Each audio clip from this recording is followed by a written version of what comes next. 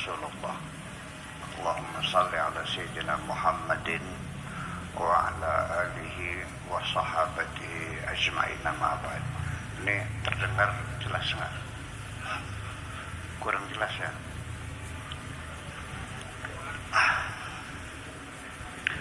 Hadirin dan hadirat rahimakumullah. Malam ini kita ingin membedah surat Al-Fatihah. Merupakan salah satu surat yang paling populer karena surat ini dibaca di dalam sholat.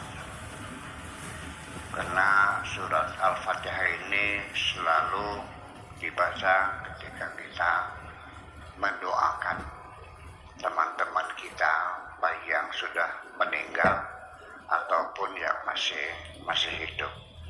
Selalu Fatihah kita baca sehari-hari, minimal sehari 17 kali, yaitu Isya 4 kali, subuh 2 kali, zuhur 4 kali, asar 4 kali, maghrib 3 kali, itu minimal 17 kali.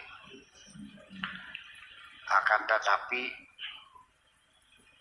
orang membaca Fatihah ini tidak seragam ya, bacaannya. Mengapa demikian? Ya, sebabnya ya banyak hal yang menentukan, tetapi yang jelas bahwa orang membaca Fatihah, saya melihat sendiri, mendengar sendiri, bukan hanya di Indramayu, tapi sealam dunia. Saya mendengar orang baca Fatihah sealam dunia.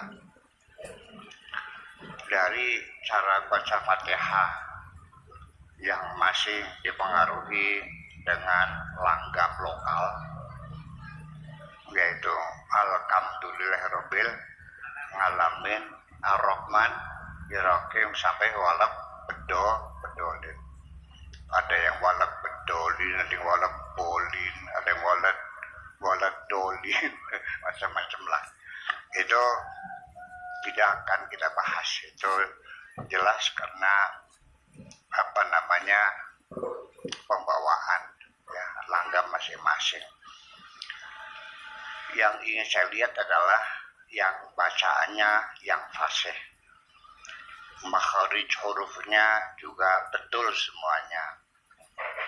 Yang saya lihat bukan hanya di Indramayu, tapi sampai di negeri Belanda, di Inggris, di Afrika Utara, Maroko, Aljazair, Tunisia, Libya, Mesir, dan seterusnya. Itu masih banyak sekali orang yang membaca Fatihah itu dipotong-potong. Seperti ini mereka membaca itu. Alhamdulillahirabbil alamin. Mandeg ya.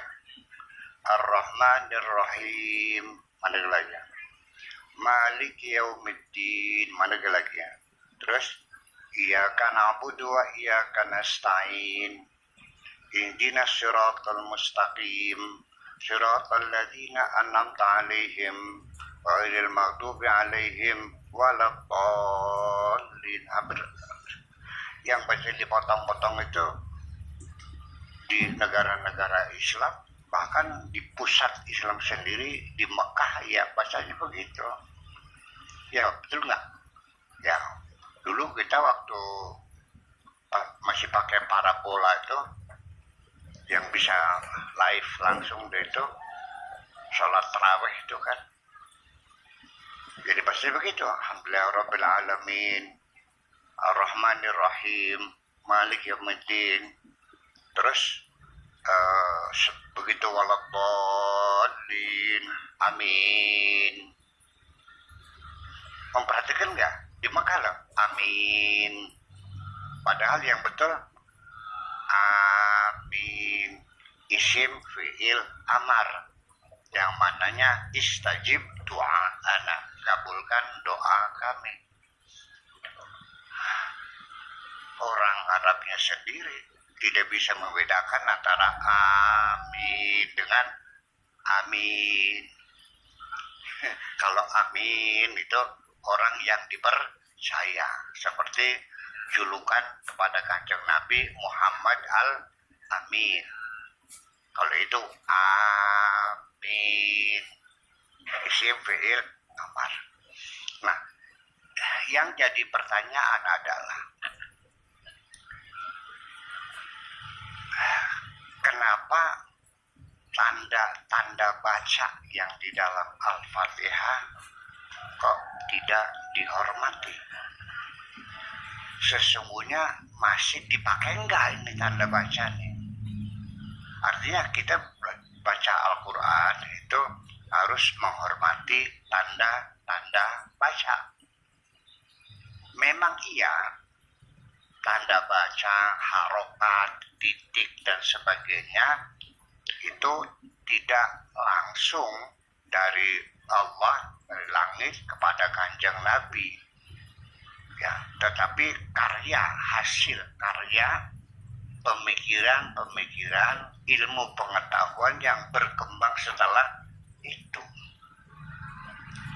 Yang dulu antara ba dan ta, sa, ya, na, ba, ta, sa, ya, na, gambar jukung itu nggak ada titiknya.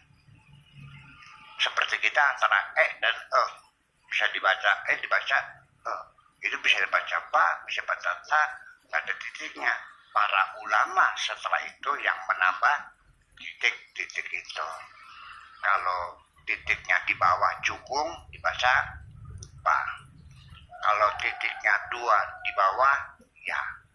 Kalau 1 di atas nah. Kalau 2 di atas ta. Kalau 3 di atas ya, kan sa, kan begitu. Kan seperti itu. Kemudian harokat juga nggak ada.